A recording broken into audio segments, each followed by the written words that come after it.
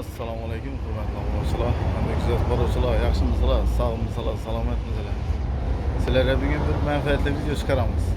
Sizlar uchun balon temada o'tiribdi, yani balon yozingini ko'p balon yollaydi, kilometr bilan qoladi. Ana shular hakkında sizlarga bir qisqacha ma'lumotlarni berib o'tishga harakat etamiz.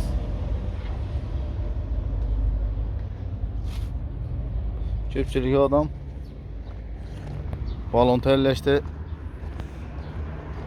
ya e'tibor etmaydidan balon tayyorlashda. 3 tane narsa bor bunun. Sekreti bu adam balon tayyorlashing. Yo'llanısı. Göründü mü? Yine Made in China deb qo'yibdi. Made in China degani yine GoPro degan balon bu, yine GoPro. Endi biror narsani mahsulotini ham olajak emasman. Prosta sizlar uchun manfaatli bo'lishi uchun yine Made in China GoPro degan balon. Bu o'rtacha balon bo'ladi. O'rtacha balon. Sen yine başqachalarni ko'rasan şimdi sizlarga.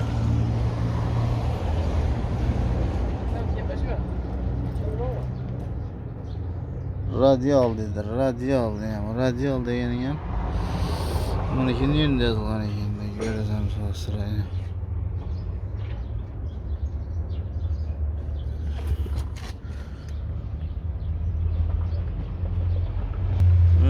Ya hurmatli obunachilar. Bunga meni YouTube'ma yine Made in China deb yozilgan. Bu meni o'rtacha balon bu, o'rtacha. Endi ya entra degan balon bor yine. Shuni ko'ramiz hozir. Yani bu yine Made in China dedi. O'rtacha balon bo'landan bu. Endi Aqua Green Allah degan balon ekan bu. Buniki shunda yozilgan. Yine Made in China deb ko'rib turamiz. Bu yerda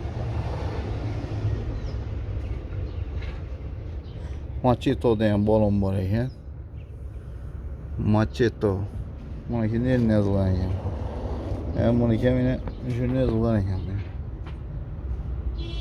Yine ko'rib turamiz. Made in China. Bola o'rtacha balon hisoblanadi. O'rtacha balon.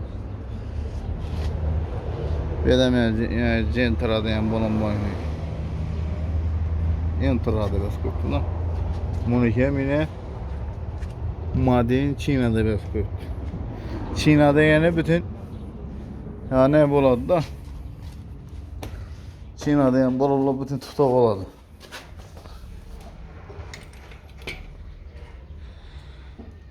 Temiz.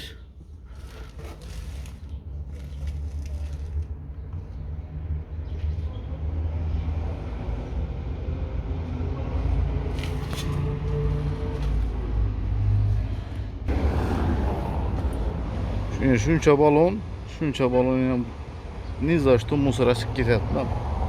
Ko'rib turibsiz. Ne uchun? Made in China'lik uchun. Made in China deb tur.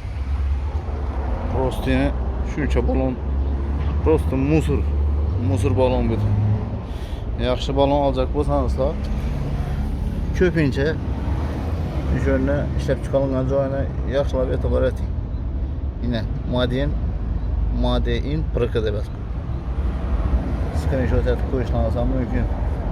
Yine Made in PRK. Endi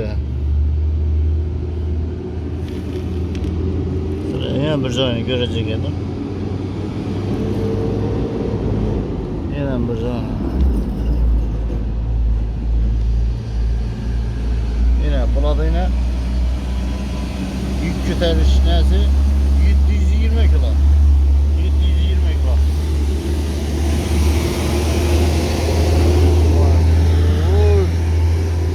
Yeng asfaltı, yeng tutib olib.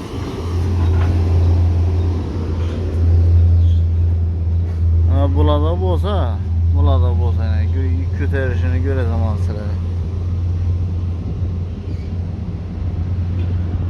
Yine mesela nerede? 17'lik balon bu. 17'lik balonda 750 kilo ile yük kötərişi. Yani 750 kilo. Manda yani 13'lükte bu da. 13'lükte 720 kilo. 720.